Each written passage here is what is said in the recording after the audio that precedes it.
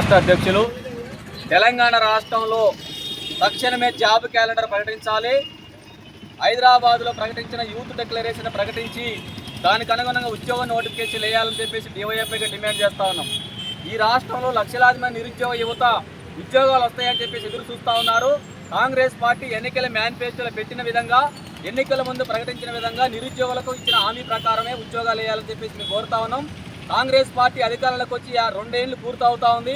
అనేక సందర్భాల్లో ప్రభుత్వం చెప్తా ఉంది నోటిఫికేషన్లు వేస్తామని చెప్పేసి. ఇటీవల కాలంలో అంగు ఆర్భాటాలు పెద్ద ఎత్తున చేసి హైదరాబాద్లో గ్లోబల్ సమ్మిట్ అని చెప్పేసి పెట్టింది. ఎన్ని లక్షల ఉద్యోగాలు తెచ్చారు ఇప్పటికీ. అందుకని మీరు ఇస్తాన్న మొదటి ఏడాదిలోనే 2 లక్షల ఉద్యోగాలు భర్తీ చేస్తాం, ప్రతి సంవత్సరం 1,00,000 ఉద్యోగాలు ఇస్తామని చెప్పినారు. ఎందుకని జాబ్ క్యాలెండర్ వేయటంలే? ఎందుకని ఈ రాష్ట్రంలో ఉన్నటువంటి లక్షలాది పోస్టులను భర్తీ చేయడానికి మీరు ఉద్యోగ నోటిఫికేషన్ లేదని చెప్పేసి కూడా మేము డిమాండ్ చేస్తా ఉన్నాం.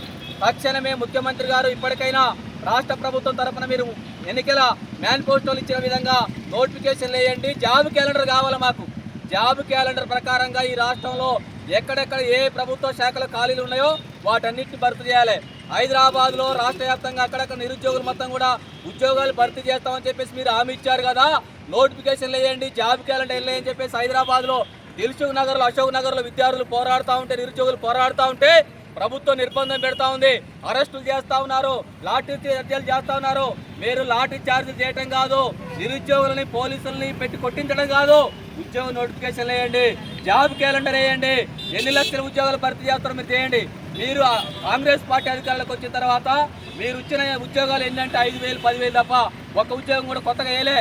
గత ప్రభుత్వం వేసినటువంటి వాటికే మీరు నియామక పత్రాలు ఇచ్చారు ఆర్భాటంగా. నియామక పత్రాలు గత ప్రభుత్వాన్ని కాంగ్రెస్ పార్టీ కొత్తగా ఉద్యోగాలు ఇవ్వలేదు. కాబట్టి రాష్ట్ర ప్రభుత్వం వెంటనే మీరు ఇస్తా ఉన్న 2 లక్షల ఉద్యోగాలు భర్తీ చేయండి. 1,00,000 ఉద్యోగాలు ఇస్తా ఉన్నారు, అవి భర్తీ చేయండి.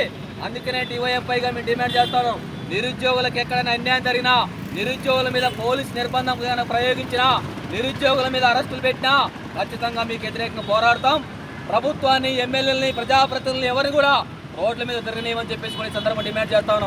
జాబ్ క్యాలెండర్ ఇచ్చేంత వరకు, ఉద్యోగ నోటిఫికేషన్ వేసేంత వరకు మీకు కూడా డివైఎఫ్ఐగా పోరాటం చేస్తామని చెప్పి తెలియజేస్తా ఉన్నాను.